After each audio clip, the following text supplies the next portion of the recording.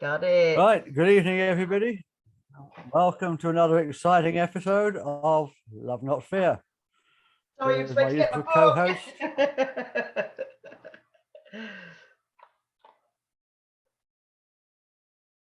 Oh, you've frozen, I think. You've frozen up. Weird, hang on. You're back. You're back, Jack. Okay, it was me that disappeared. Right, okay. I thought it was you that disappeared. I mean, I've got, excuse me tonight, because the internet's all over the place. Well, we'll just do our best, won't we? We'll just do our best like we always do. Absolutely. All right, we're going to be talking about panspermia. Yeah. The possibility that it's related to ancient aliens. Indeed. And also the possibility that it's related to a long forgotten human civilization, possibly the Atlanteans. So panspermia is the belief that life on Earth derives from seeds of extraterrestrial origin. Star seeds like me. Star seeds, yeah. I am a star seed. We all are. I've just seen a message from Andrew. Do you want me to read it? Please, please do. Yeah. Erich von Däniken. Yeah, we're going to be talking about him, Andrew. Yeah. Panspermia is a theory that life was carried to Earth on comets and meteors. Organic molecules of water may have found their way on comets racing through the solar system, suggesting that materials needed to kickstart life on Earth may have come from outer space. The soft panspermia theory says amino acids, sugars, and the molecules required to form RNA are produced in space. Undirected panspermia suggests that the ingredients of life did not come to Earth from any sort of intelligent or divine extraterrestrial source, that the process was completely random. Directed panspermia is the deliberate transport of microorganisms into space to be used to introduce species on lifeless but habitable planets. Okay. Now, I'm sorry if I pronounced this wrong. Shikiovatsky and Carl Sagan and Crick and Organ hypothesized that life, you know, Crick from the bloke who helped to discover DNA. Yeah. Suggested that life may have been deliberately sent here by other civilizations. Yeah, to help us in our hour of need, or time of need might be more accurate. It has been further suggested that beings who seeded life on Earth may have stuck around to direct its development. Yep. This is the ancient astronaut theory put forward by Zecharia Sitchin, Erich von Däniken, and more recently, Paul Wallis. Yeah. Paul Wallis is a speaker, researcher, and author of books on spirituality and mysticism, and I'm going to put a link to some of his books below in the description. Yeah, sure, Jack. That would be really useful. Excuse me, I've still got a bit of a cough. On the Zoom, on the YouTube version of this. Okay, thank you. As a senior churchman, he served as Archdeacon of the Anglican Church in Australia and training for pastors. Today, this work involves looking into world mythologies, including biblical ones, and their insights into human origins and human potential. Yep. Wallis is interesting because he argues that the Old Testament of the Bible, when correctly translated, is not talking about God, but of rival extraterrestrial species, the powerful ones, who had a significant influence over our early evolution. And as I say, these powerful ones may not have been extraterrestrial, they may very well have been Atlanteans or something else. And I'm going to go much more into the, if you're up for it, Annie, I'm going to be going much more into that side of it and the work of Graham Hancock next week. Okay, Coke. I don't think we're going to have time to cram it all into one one version. I do apologise for this cough. So one of the things I've researched for many years, because I'm a Reiki master and teacher, but also an Egyptian Sitchin master teacher, is that the times when, let's call us humankind, really needed some help, the Syrians, so the people who live and lived on Sirius, always come to rescue us or come to help us. They're benign beings, and obviously they would be called star seeds as well, but also they have a kind of parental aspect to it. So I'm quite happy with that idea that basically when we're struggling and we're ready for an evolutionary leap or an evolutionary, I don't know, a next step up the ladder, if you like, that the Syrians come and give us the energy and the tools to actually be able to co-create our beautiful earth and our beautiful future. So I really like that idea. That just really resonates with my heart. So yeah, it does mine as well. And I know a lot of people who believe that they are star seeds that are around today. Yeah. Me included. You included, me included, lots of us. I suspect, Jack Cox, that most of our soul tribe or soul family are star seeds. That's why we resonate so much with each other. That's kind of my viewpoint on it. I expect that most of us are, yeah. Yeah. If we can look more into the ancient stories today. Yeah, sure. And maybe we can talk a little bit more about that next week. Yeah, sure. Just a suggestion. The Sitchin's translation of the Sumerian tablets talks about sky people or Anunnaki. Yeah. And the Anunnaki may very well have been from Atlantis. I mean, I'm not coming down on one. One thing about this show, I think generally, is that well, we're exploring things, aren't we? I've just pressed the wrong button. Somebody wanted to come in and I think I've just shut them out. Bugger. Apologies. I'm not having a good day. Come on in, whoever you are. Please do try again if you're watching. He didn't mean to kick you out. Yeah. Anyway, there are other possibilities. Graham Hancock suggests that advanced beings were not space visitors, but high-tech human civilization, possibly from Atlantis. And we can go into a lot more detail on that next week. So however, something like this. Yes. That's Graham Hancock. That's his latest, isn't it? It is indeed. I got him to sign it as well. Oh, brilliant. I know. I don't know how much I love Graham Hancock's work. I love Graham Hancock's work. And there's so much depth in that it's going to take. Oh, absolutely. Two people entered the waiting room. Let's have a little view. Let them in, Jack. Let them in. Don't chuck them out. Anna Baldwin. Yeah, right, we know it was non-deliberate. Joining. Admit. Hello, Catherine. Hi, Catherine. And I've got Anna Baldwin, and I don't get a chance to admit her. It's just saying joining. So, hi, Anna.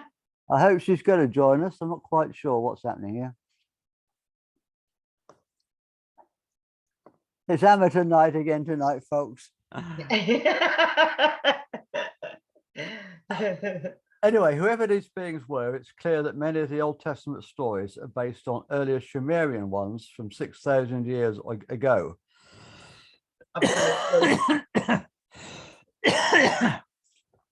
Excuse me. Abraham and Sarah were Sumerian characters who emigrated, taking their traditional stories with them. Yeah. Is somebody else trying to get in? No, I can't get back to it now because we had such a bad start, and I do apologize. I did have some slides here. But in Iran, in a place called Behistan, there stands a cliff which bears an inscription. The inscription is written in 3 Mesopotamian languages, which provided the key to translate the Sumerian cuneiform tablets. Yeah. According to Sitchin's translation, which is contested. I know Zecharia Sitchin's got a lot of critics, hasn't he? But some of what he says does resonate. And to be honest, his books were fiction. Yeah. The Sumerian cuneiform, according to him, the Sumerian cuneiform tablets tell a story of how the Anunnaki genetically altered our ancestors in order to create a workforce. Yeah, they wanted a slave race. Sitchin translated the word Anunnaki as those who came from the heavens. Yeah. Or the sky. Yeah. So if the Atlanteans had flying machines, it could just as easily have been them. Yeah, and it often it's referred to Erich and Enki, isn't it? As the main, I don't know, characters of these stories, basically. Yeah. The Anunnaki ruled over the humans until much later they handed power over to human kings. Similar stories are told in Egypt. And if correctly translated in the Bible. According to the Bible, King Saul was the first human king. Gilgamesh was the first human king in the Sumerian text.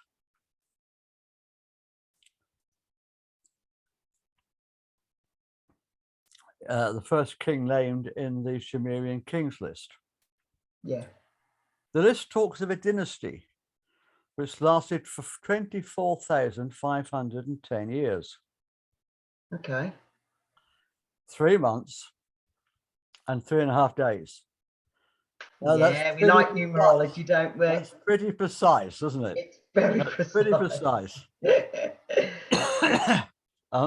All that time was divided between just 23 kings. Yeah. That's an average reign of more than 1,000 years each. Yep. Later reigns were much shorter, just 3 to 36 years. So the longer lived kings may well have been Anunnaki and the later ones human. Yeah, I've heard that previously. Just a theory. Yep. The Sumerian version of the Tower of Babel speaks of 50 technicians who deploy mysterious technology to send 300 observers to the stations in the stars. Yeah. Jack, I'm turning to your mum, I know, but do you want to get a glass of water? I'm just thinking it might soothe your throat. You're turning into me mum. Can you read that out, Annie? It says in the 5th, this is from Andrew Paul Smith, in the 5th Bible, there are many great ages. Oops, let me get it again. Let me just get that. In the 5th Bible, there are many great ages. Oh, 5 is a mistake. In the Bible, there are many great ages recorded before the flood. Yeah, there were. Yeah, that's true. Indeed. If anybody watching wants to actually speak, feel free to unmute yourselves. Please stay muted while you're not talking, because otherwise you get a lot of background noise. But if you want to unmute yourselves and speak, you're very welcome. The Bible uses two different words that are usually translated as God: Elohim and Yahweh. Yeah. The name Yahweh was first given to Moses. So why does it appear in earlier stories? Because that was the name, this is my understanding of it, which may or may not be right, that it was their name for the creator, the universe, the divine being, whatever we want to refer, you know, to our creator or whatever. Okay. Well, there's an alternative theory proposed here. You thought there might be. Any day alternative. You thought there might be. In the 6th century BCE, yeah, the books were completely revised. Yes. And it's possible, I would say probable, that the word Yahweh was pasted in to a lot of the earlier Elohim stories, yeah, to try to produce a continuous narrative. Yeah. Whereas in reality, the Elohim referred to something completely different. Yeah, indeed. And as we know, the King James Bible was doctored by, oh, hold on, this is from Andrew Paul Smith.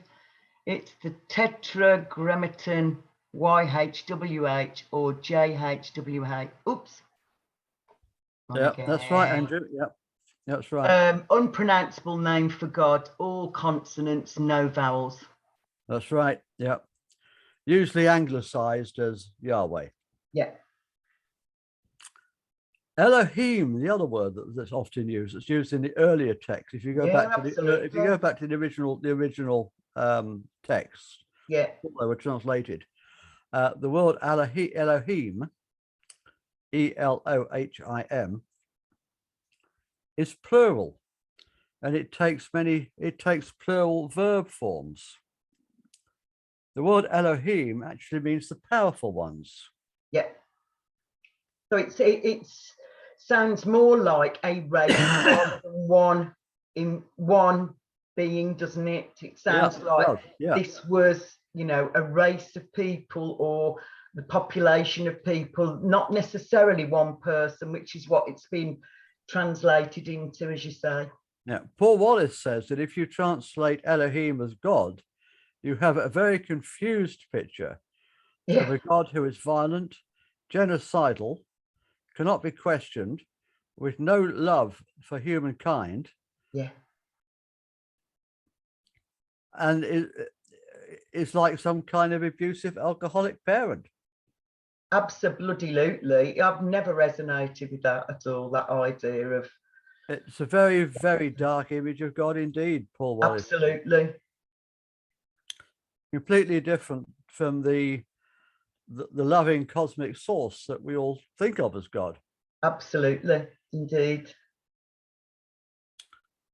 But when you translate Elohim as the powerful ones, the Genesis stories completely align with the Sumerian ones. Yeah, absolutely. And look how long ago that was all written, and all the Dead Sea Scrolls. Andrew Paul Smith says the duality, the God of vengeance and love. Yeah, you're right, Andrew. It can't be both, can it? You can either do vengeance or you can do love. You can do love, not fear, but you can't do both, really, can you? You need the dark and the light. Yeah. But if you talk about Elohim as not being God at all, but being a race of space visitors or way showers, light workers, or from some ancient civilization that we've forgotten about, then the story changes completely. Absolutely. They are not stories about God, but of the Anunnaki. Yeah.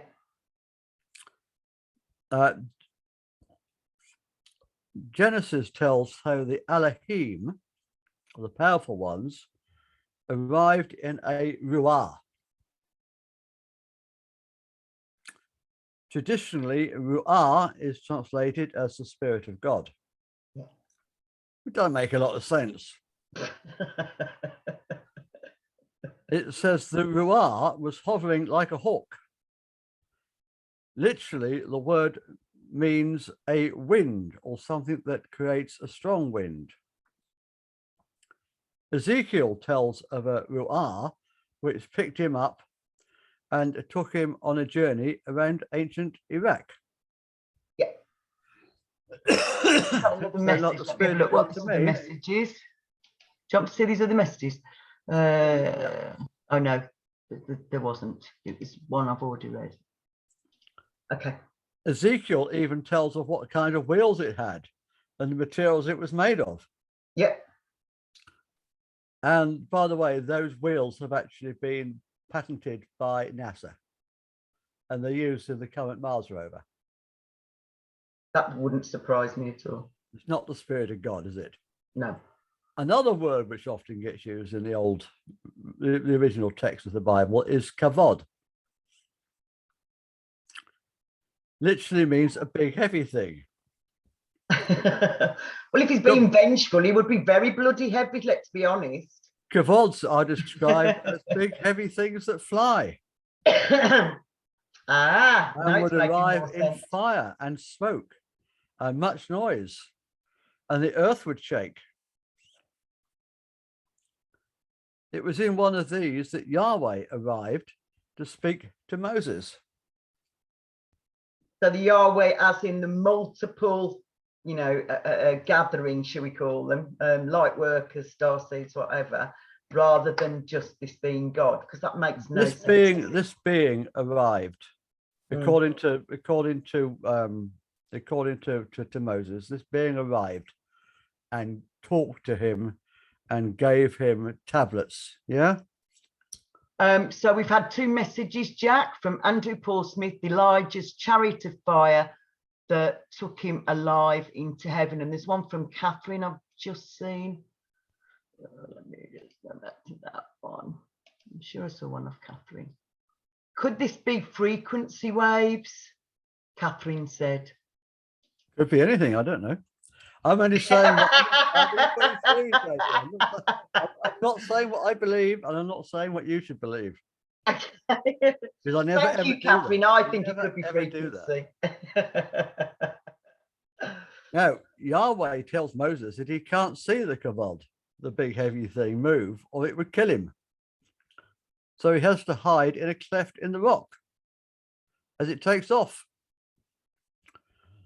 Conventional translations say that seeing God's face would kill him. But he's been having a face-to-face with God for about 3 days at this point. No. And sometimes I've heard it described as the Ark of the Covenant that had magical powers and that housed all sorts of magical, beautiful sonic frequencies. Well, I think that thing's got to be advanced technology as well, hasn't it? Oh, absolutely, without a doubt. Now, I think it's fairly obvious now that this Yahweh character that arrived to talk to Moses wasn't the creator God, the source of all things either. No, it was another one of these extraterrestrials or whatever they were. Yeah.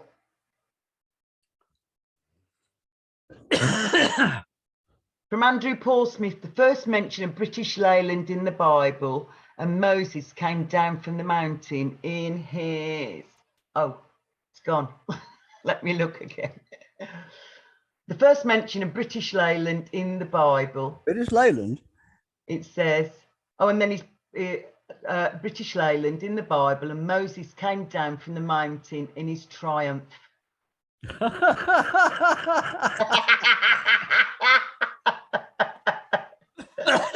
me laugh at me, please. It's not...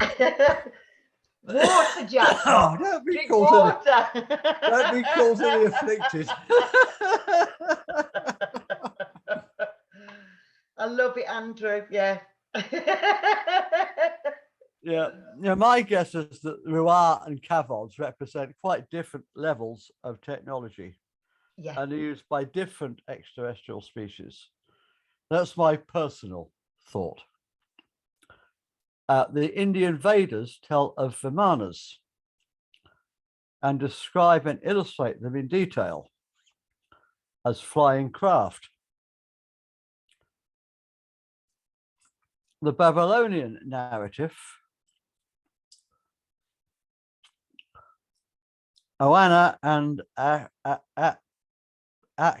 Alu, speak of visitors helping and educating our ancestors. Native Americans tell stories of the same thing, as does Zulu mythology. Yeah, absolutely. And the Dogon tribe as well. And from all over the world. This is what makes this interesting, because these stories come from all over the world in every tradition. Yeah, yeah. Even the people on Christmas Island had a similar story, apparently. Yeah. And the Dogon tribe, as we know, beautifully described in their cave paintings the flight path of Sirius, which is an infinity symbol. And I think it's only been the last 40 years that we've had telescopes that were strong enough to actually be able to see the flight path of Sirius. The fact that these were so-called primitive, African nation is complete nonsense, because how did they manage to see the flight path of Sirius if they were not able to access much better gifts than just being a human being? Basically, as I say, it's only been 40 years since we've had a telescope that has shown us that the flight path of Sirius is in fact an infinity symbol, just like the Dogon tribe told us. And they reckon that fish-headed men came down and some of their cave paintings, they look like, I don't know, they look like spacemen, basically. Well, yeah. And the petroglyphs in America, yeah, some of them also look very much like grey aliens, don't they? Yeah, absolutely. And other species that we don't know. Yeah, sure. Yeah. And they have stories, the Hopi have stories being taken underground by these beings to help them survive the flood. Yeah. But we'll get onto the flood story in a bit. Yeah. So if I live that long. Water. You're made up of 80% water, Jack Cox. We've had this discussion several times now. Water. Yeah, I know. With less whiskey in it, I know. Both Genesis and water. Both Genesis and the Sumerian stories speak of disagreements and how intelligent and independent they wanted our ancestors to be. Okay. It's not entirely clear whether they were disagreements within the Anunnaki or whether there were more than one group of visitors. In the Sumerian version, we learn about two leaders. You were talking about this earlier, Enki and Enki. Yeah. Who may have been brothers. Yeah. May have been star people. Yeah. May have been Atlanteans. I'm not saying who they were. Enlil wanted to keep us dumbed down and submissive, while Enki seems to have been subordinate to Enlil, but he rebels and helps to upgrade us. Yay! Is this the Garden of Eden story? Very similar, isn't it? Yeah. And somebody else, a friend of mine, said to me yesterday, is the tree actually symbolic of the Kabbalistic tree of life? Absolutely. I've thought it for some time. The book of Enoch has been excluded from the version of Bible that we're used to today. Yeah. And the Gospel of Thomas and the Gospel of Mary Magdalene. Oops, I wonder why they were taken out. They contain some pretty explosive stuff. Absolutely. And it's interesting. A much more comprehensive version than Henry VIII's King James Bible. It's interesting that they had to be hidden Yeah. Back in the 1st century, who were they hidden from? Yeah. From the Romans during the destruction of Jerusalem, or from the religious establishment of the time? Who knows? I suspect the establishment at the time. Hidden away in caves. Yeah. Only to be discovered in the last century. Yeah. Rediscovered. And look at things like the Dead Sea Scrolls as well, Jack. Yeah, that's what we're talking about. They've got far more comprehensive, inclusive information in that's really empowering. So again, the Gnostics lost out to the Emperor's wish at the Council of Nicaea. Yeah, that's from Andrew. Absolutely, absolutely. Anyway, it talks about a group of beings that were called the Watchers. Yeah. In the Sumerian tablets, they're called observers. Yeah. They're not too different there, you know? No. What is Anunnaki some other species? What is Anunnaki or some other species? The Bible calls them Elohim. The Watchers taught us agriculture, herbalism, astronomy, metallurgy. Similar stories are told by Native Americans, Mayans, Zulu, you were saying about Zulu, Babylonians, Egyptians, the Dogon people. Yeah. According to Enoch, 200 Watchers broke protocol and mated with humans. Yeah. Now, was that actual carnal mating, or was that some form of in vitro? In some stories it says that they seduced the daughters of men. Yeah, that's so right. Whether it was a physical, whether that was physical or whether it was something else, I'm not sure. Yeah, that's what it says. In some stories, it says that they seduced the daughters of men, basically. The Nephilim. Well done, Andrew. Yeah, the Nephilim. But the very primitive people that wrote this stuff down had no concept of in vitro fertilization. Yeah. They had no concept of genetic engineering. And also, they wouldn't really have written much down. Writing was, secondary to oral tradition. We would tell stories to each other and we'd embellish and we'd delete stuff out of it. So a lot of this stuff has been passed down in oral tradition and then finally written down, I think, as the information came together. Yeah, their offspring, as I think it was Andrew just said, Kunta Kinte, Andrew said. Sorry? What? Kunta Kinte, Andrew said. What's he say? Kunta Kinte. Okay, yeah. The giants were called Nephilim. The Greek legends called them the Titans. Yeah. So these stories come from all over the world. They're not just from one tradition. No, exactly. Now let's look at Mesoamerica. Quetzalcoatl was a flying snake god. Yeah, or dragon, some people call her. From Central America. Yeah. Taught the people in the same way the Watchers did. Yeah. A continent away. Could a cigar-shaped UFO have been recorded as a flying snake? Possibly.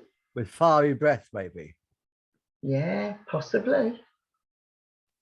It sounds plausible, Jack, doesn't it? It has been suggested that Quetzalcoatl could have been the same being that the Egyptians called Thoth. Yeah. And the Greeks called Hermes Trismegistus. Yeah. Were they space visitors or were they survivors from Atlantis? Who knows? Yeah, because quite often people have this very romanticized idea about what Atlanteans were and were not. Let's be very clear about it. That Lemuria or Mu was there much faster, much earlier, shall I say, not much faster, much earlier than Atlantis. And the Atlanteans were power crazy. That's what ended Atlantis, basically. Yeah. And they did lots of dark things with genetic manipulation and all sorts of stuff. That's right. So, you know, we need to kind of step away from this idea that they were that they did love crystals and they were high vibrational, but they misused their power, which is much like what's going on right now. Yeah, I also believe that, Annie. Yeah, they were very, very dark. Weren't they? Yeah, yeah. Or became a very dark race of people. Yes, indeed. Started off good. Indeed.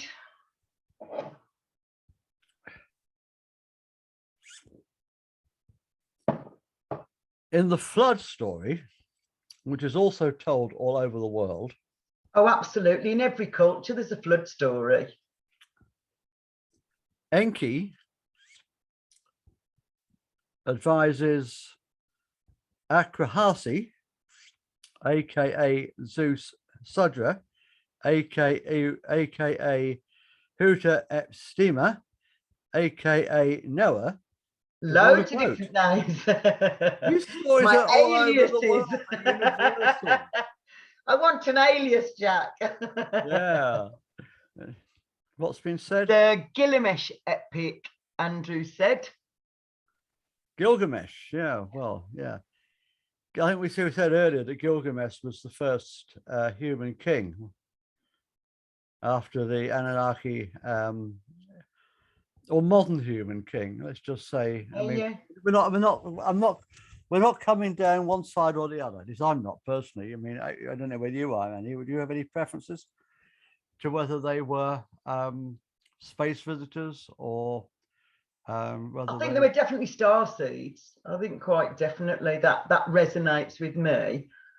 But also, there's so many stories, again, in every culture on the earth about giants. Yeah.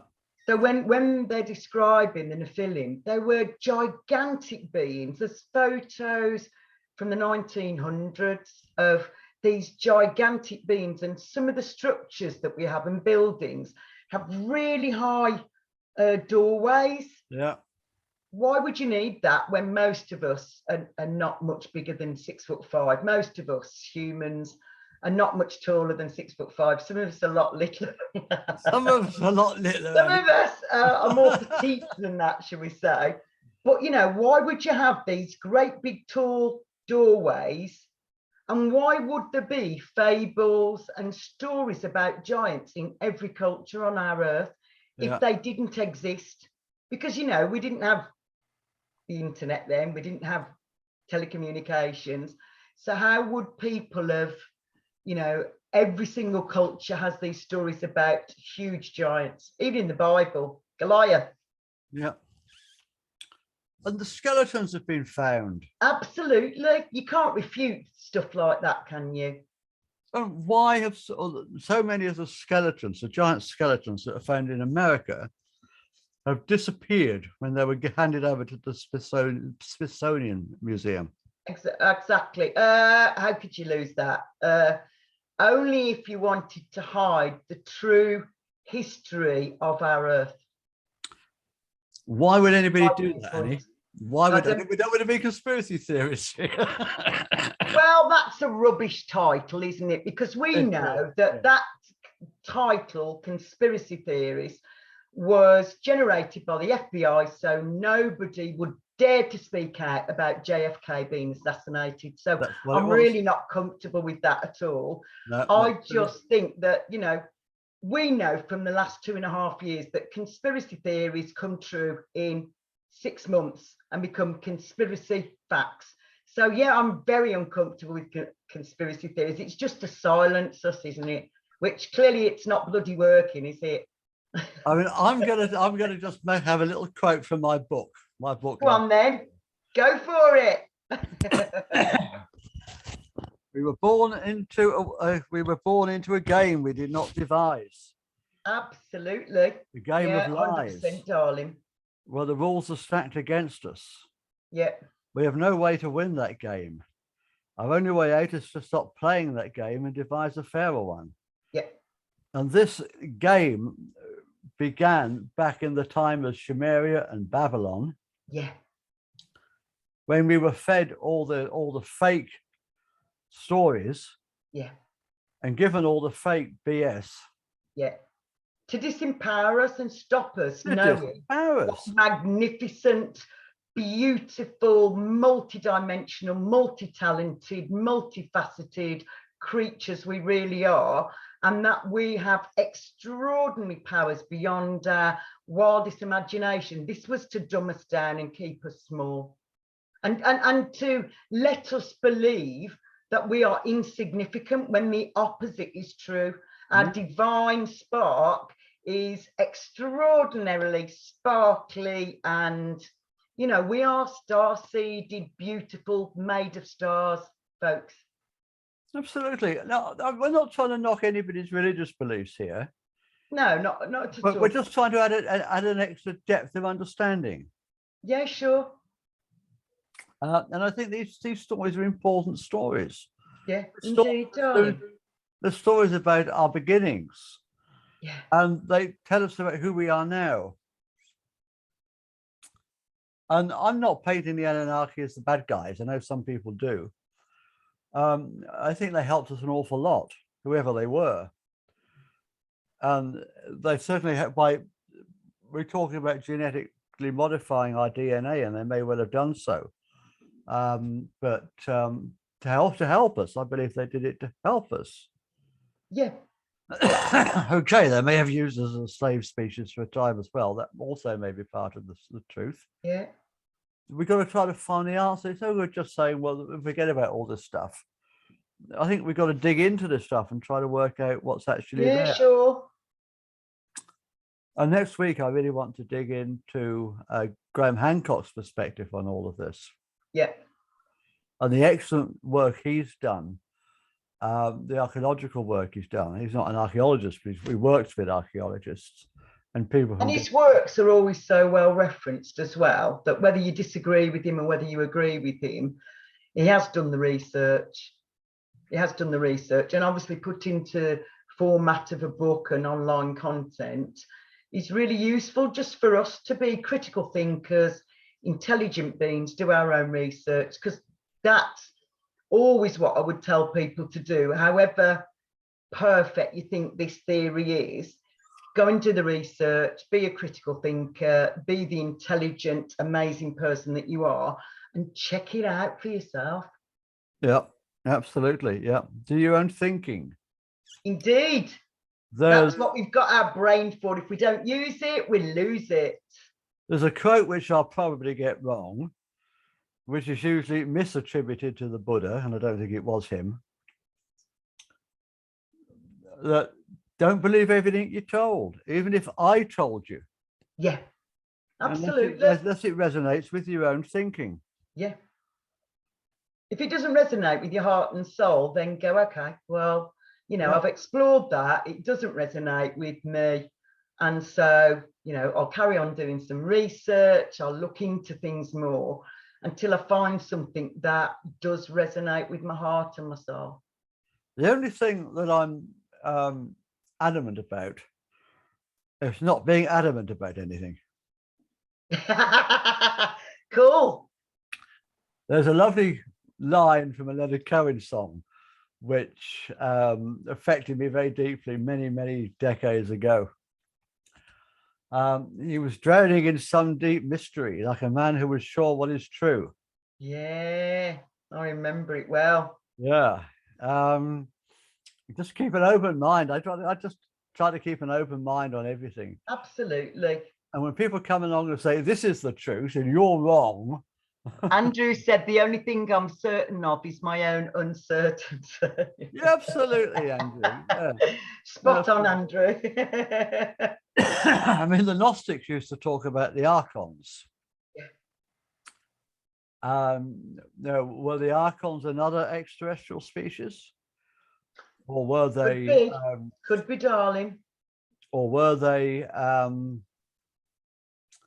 another faction of the Atlanteans? Yeah.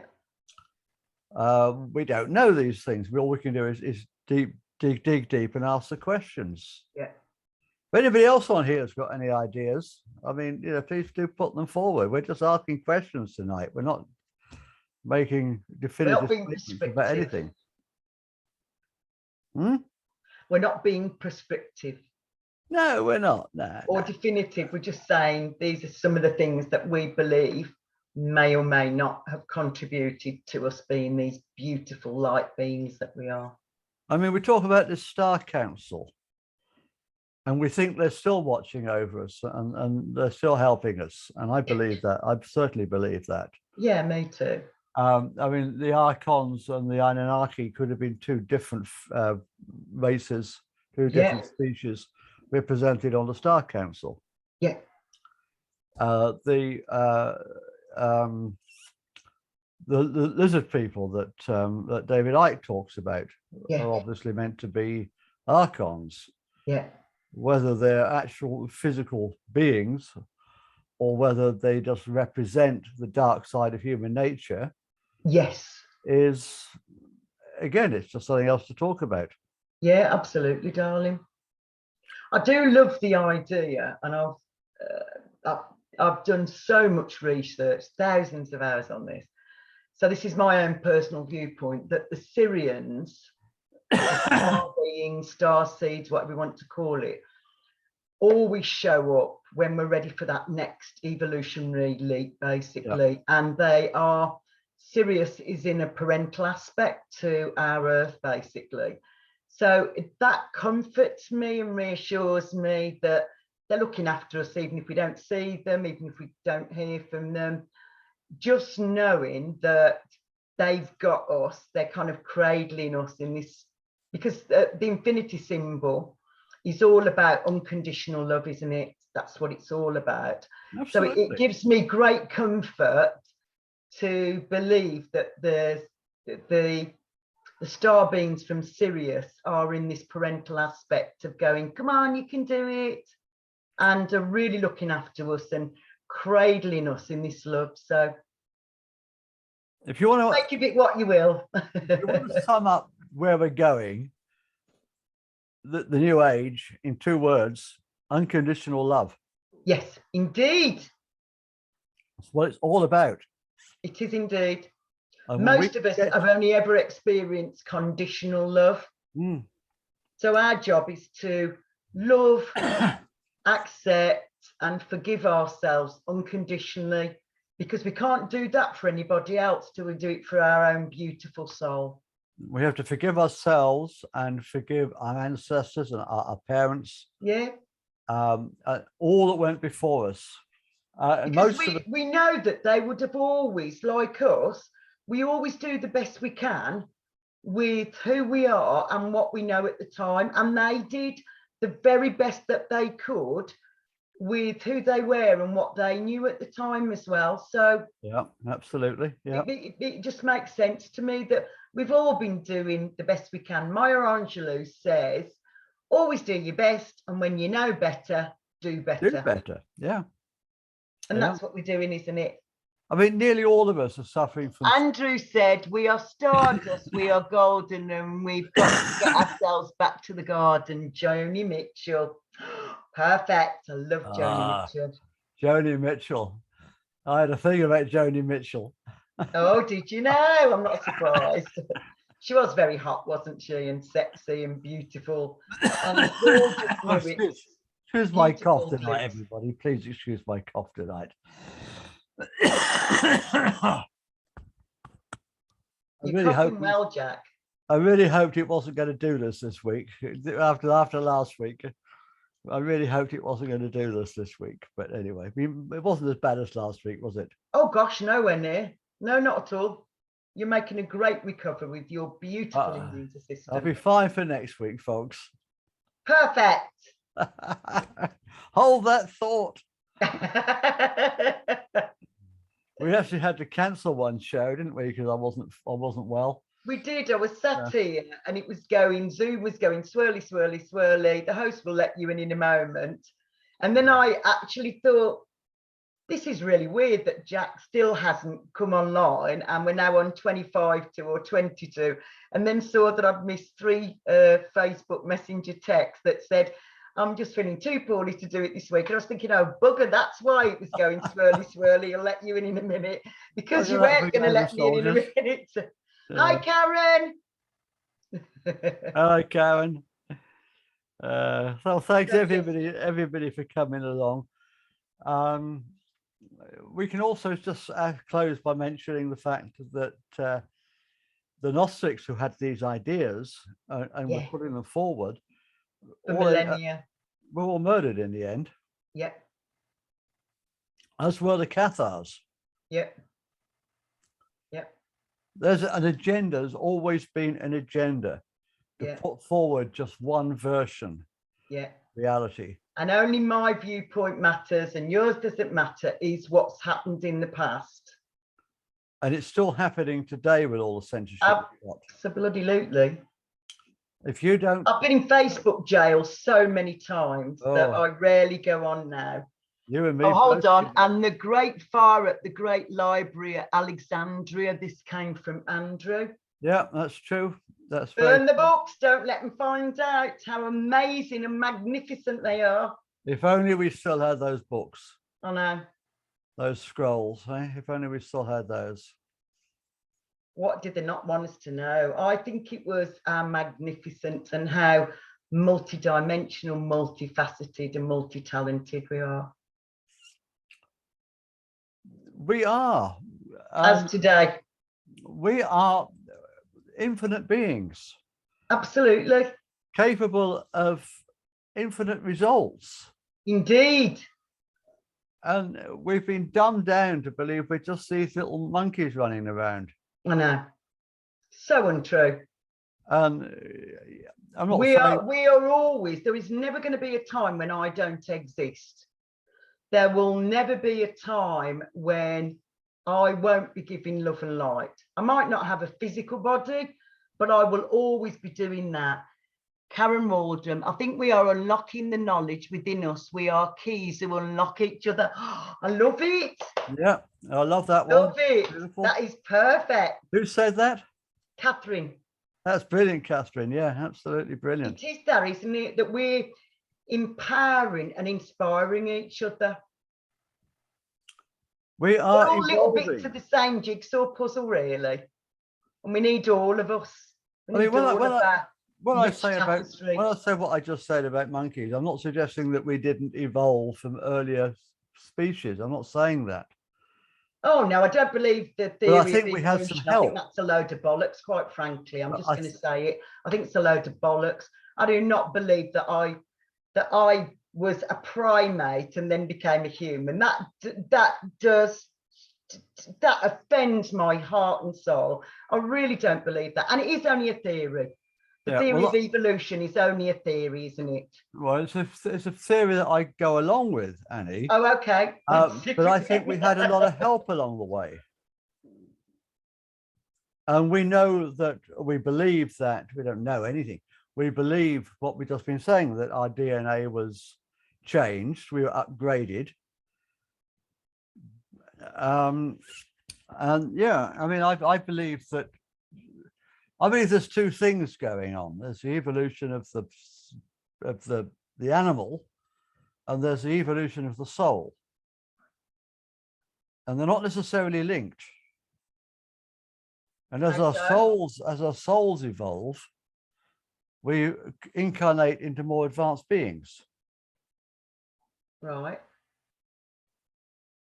I don't really understand a lot of things, but I really am happy in being true to experiencing just that word, Karen. I missed something here. Hang on, so I can get back to it. I don't really understand a lot of things, but I really am happy in being true to just being human. Yes. Yeah. Me too. Yeah. But I think the important thing isn't so much how we've got from the ancestors of chimpanzees to early hominids. point, the interesting bit is how we got from early hominids to modern humans. And I think we had a lot of help in that jump. And we may have had a lot of help in the early jumps too. We may have had a lot of help before that along the way. Yeah, sure. Panspermia thing is true. And that if, panspermia thing is true. And if the beings that put life here stuck around to help it evolve. Why could they not do it off the Earth? They could have done. If they're star beings, they'd be in their beautiful firmament, wouldn't they? I don't know, I'm just throwing that. Yeah, just different theories, Anne. It's just different theories. How are we doing for time? And we must be running a bit close to the time now, are we? I think, yeah, just 1936, but we were late starting Sugar Plum, so I think we're allowed to go a little bit over. That's fine. Right. That's fine with me anyway. Anything else? So much for the non-interference directive of Star Trek, lol, from Andrew. Yeah, I don't think that's true. No, I think we've had a lot of interference. And I think we're still having a lot of interference. Oh, without a doubt. But I think we should be geoengineering of our weather, weaponising the weather. Well, I think we're doing that. But no, we're not. No, honestly, that's not my belief system. I've done so much research on this. We're not worthless humans who are trashing our Earth.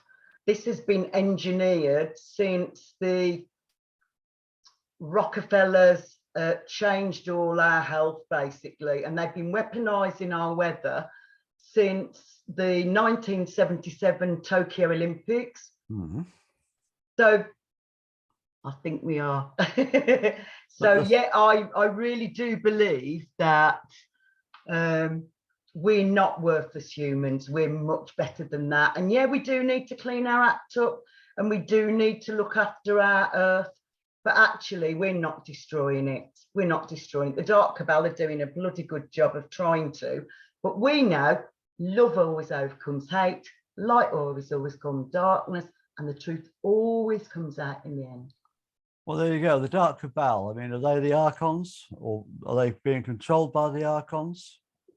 Who knows? Well, they're certainly not compassionate, loving beings, are they? Or they wouldn't have done this for the last 2.5 years. I mean, and you know, they planned Agenda 2020 in 2014. That's certainly what Ike believes, isn't it? That they're controlled by the Archons. No, I believe it as well. After watching One by One by Rick Mail, which now has been banned on YouTube. Funny that. Yeah. You know, when he was talking about exactly what was going to happen at this time, and that it was Agenda 2020. And they killed him for it. Absolutely. Because you have to silence anybody who would dare tell the truth, don't you, really? That's what the Dark Cabal thing, I should say. Like, that's not what I believe. That's nothing like I believe. But everybody's tried to tell the truth about what's really going on in our world has been dispatched. And so I am very grateful to all the people over the years who've been very outspoken in talking about the child sex trafficking and all the other things that, you know, our water's poisoned, our food's poisoned, our air is poisoned. You only have to look at the chemtrails, you know, the 5G, everything, and the EMFs that we are being overloaded with. Every time we're told by the Dark Cabal that this is smart, it's the opposite. Smartphones are not smart. Smart meters are carcinogenic. Thank you, Karen. Smart meters are carcinogenic. Smart motorways cause more fatalities than any other. Every time it says smart, read stupid. Yeah, I agree with that. Yeah. And the same with our allegedly smartphones. Well, yeah, unfortunately, we're sort of stuck with those, aren't we, at the moment? That's the only way we can communicate. Exactly. I've actually got an old-fashioned mobile phone. Yeah, absolutely. I don't use it very often, but I've still got one. You've still got the old-fashioned phone? Yeah. Like a landline? No, the old-fashioned mobile, the little That one didn't have Wi-Fi. that didn't have Wi-Fi. Perfect. Well, I think it's got Wi-Fi, but it hasn't got a screen or anything. You know, it's Yeah. the one's from one's from the turn of the millennium. Perfect. They still sell them. You can still buy them. I know the only problem is that my youngest son and his wife and my grandson live in Saudi. Why is that a problem? Because without a smartphone, I wouldn't be able to contact them. Oh, I'd be lost without mine. I'm watching you on a smartphone, so thank you. God, I have one, or I would have missed you both tonight. Absolutely. Exactly. Sometimes it's expedient, isn't it, to have one? But turn them off at night. Yeah. And put them away, a long way away from where you're sleeping. Yeah. Well, mine, when I'm working, is always switched off because I don't want it to interrupt me. So it's on silent. I've got a resonator on the back, so there's no EMFs coming out of it. And in the evening, I need to relearn telepathy, Andrew said. Yeah. So in the evening, I have it switched off, plugged in the kitchen. My bedroom's a long distance away. And if I need to know anything, so emergency phone calls that have happened over the last 2 years, there's no way that I could have physically heard that my son was calling me from Saudi. There's no way, because my phone was switched off. And, you know, I was 3 rooms away. And yet I woke up one morning at 3:15 and went, Richard needs me to talk to him. And I went on to it, and my son had left me this message saying, I'm really sorry to disturb you, but you need to know blah, blah, blah, blah, blah, blah, blah has happened. Quantum entanglement. So I think, you know, as Karen said, our telepathic communication is much stronger than we've given it credit for, really. Because there's no way that I could have known that he was phoning me. There's no way. Quantum entanglement, Annie.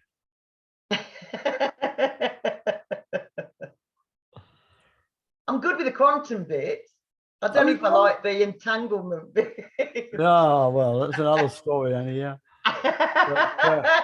We won't go into that tonight. Okay. We did 2 programs about entanglement. Okay. I think we better wrap it up for tonight now. Okay. So, thank you for everybody who's taken part in the show. Thank you for all your beautiful comments. Thank you for all your loveliness, for turning up here tonight. It's been really interesting to see all the scrumptious things that we have talked about this evening. Yeah, thanks everyone for coming on and joining in. It's been absolutely brilliant. Those that have commented and it made the program worthwhile. Oh, from Catherine saying thank you both. Well, I think we've missed a comment here. Did you see the electric storm last night? Yes, I did. Wasn't that incredible? I put all my crystals out so they could get really excited with all that lovely electric storm. I must have slept through it. Did you? Mm. I'll try and replicate it for you. Thank you, Jack and Annie. You are both wonderful. From Andrew. Thank you, Andrew. Yeah, thanks, Andrew, mate. Yeah. Just a reminder that we're not doing any of the Friday shows during August. We're having a bit of time off. The co-creating the newer together shows. I've got to get over this cold and we'll leave it till September now. Start again in September. Yeah, sure. Anybody who wants to come on that, give me a shout and we'll get you scheduled in. So anything at all anybody is doing. Karen said she enjoyed it. Love to you both. Get well soon, Jack. Oh, thank you, sweetie. Thanks, Karen. Karen's been on the show and Catherine's been on the show. So, yeah. So we'll start the shows and get the Friday shows again in September. So if you want to come on, either anyone's been on before wants to come on again, or anybody new, anyone that's doing anything interesting, just come on and tell us all about it. Karen said, I would love to go on and talk about intimacy. From Catherine Warden to everyone, it must be Andrew's turn. Yep. Well, we'll do that. We'll do that. Was that Karen or Catherine? Andrew said, I'm still doing my book. Annie, was that Catherine or Karen? Right, let me go back to it. So it was Karen and then it was Catherine. Which one said they wanted to come on? That was Karen. Karen, okay, Karen, that's great. We'll get in touch with each other and we'll fix something up, fix up a date. Perfect. Woo! You could be the first. You could be the first Friday in September. So let's get that organized, yeah? From Karen to everyone, it's a date. Perfect. Brilliant. Brilliant. We looking forward to that very much. If you're watching the YouTube version of this, please do like, share, and subscribe. Yep. It helps us to get noticed and to reach more people. Thanks very much for coming along, and we'll see you all again next week. See you next week. Thank you, Jack Cox. Namaste. Namaste. Bye, everybody.